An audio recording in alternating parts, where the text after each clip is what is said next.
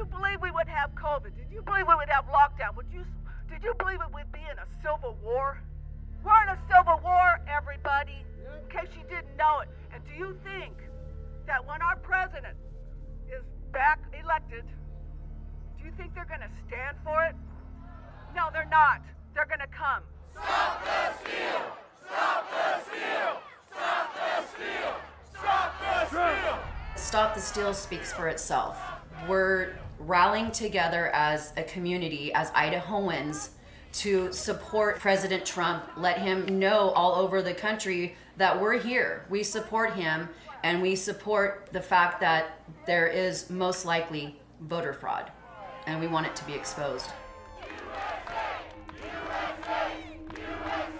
Donald Trump lost the presidential election, but he has refused to accept it. This is a fraud on the American public. This is an embarrassment to our country. We were getting ready to win this election. Frankly, we did win this election.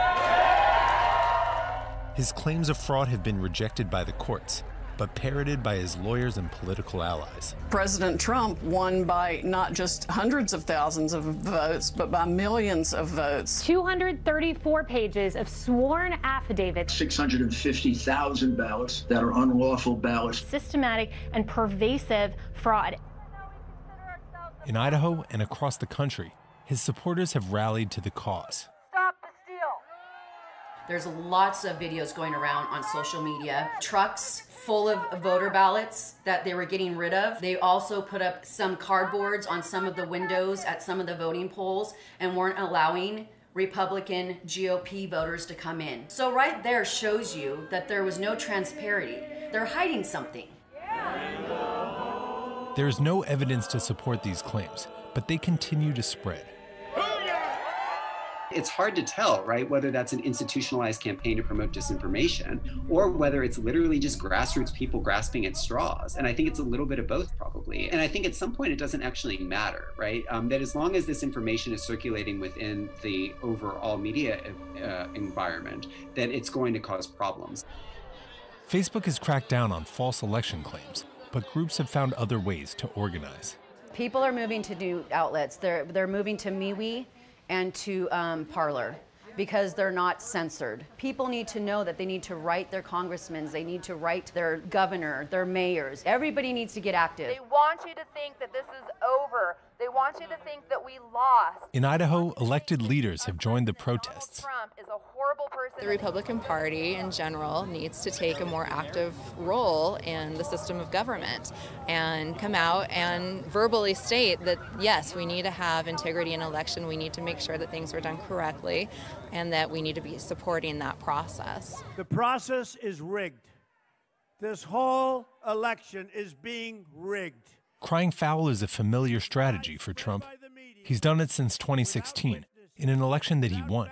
There are a group of people, mainly white and blue collar, who feel forgotten. And Donald Trump has, over the last 3.5 years, mobilized them by saying, I am yours, you are mine, and I have enemies. But you know the good part? Now I can be really vicious. I can be really vicious. And we're going to start by saying that the Democrats are trying to rig this election because it's the only way they're going to win. And you have charismatic, powerful, highly critical, negative leader who's saying, don't trust them. They're not trustworthy. They're thieves. They're taking your leader away from you. They're very vulnerable to that. He loves Americans. He loves all of us. This is about democracy. If we allow our election and fraud to take over and the wrong person to get into office, then there goes our election. It's gone. How can we trust after this election?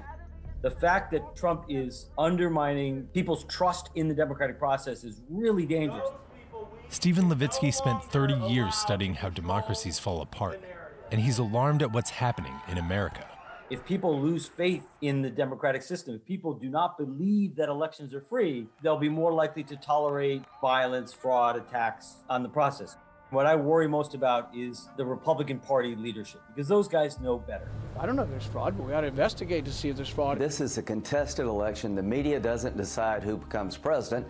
If they did, you would never have a Republican president for forever. Anyone who's running for office can exhaust concerns about counting in any court of appropriate jurisdiction. For our democracy to survive, they have to break with Trumpist abuses. They have to denounce efforts to steal elections. They have to denounce violence.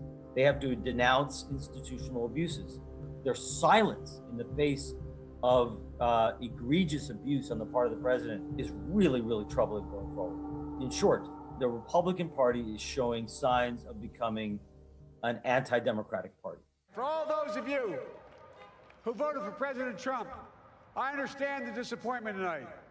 I've lost a couple times myself, but now let's give each other a chance. Joe Biden, the president-elect, has responded with calls for national unity. But Trump's most passionate supporters are not ready to move on. Where was the national unity 4 years ago? Right, the day Trump won. People are screaming, people are throwing fits. The day of his inauguration, they're rioting. So this nonsense about unity, I haven't seen unity come from their side at all. Not at all. MAGA is not just, it's not going away, because even if there's another president, we still want to make America great again. And we want to keep America great.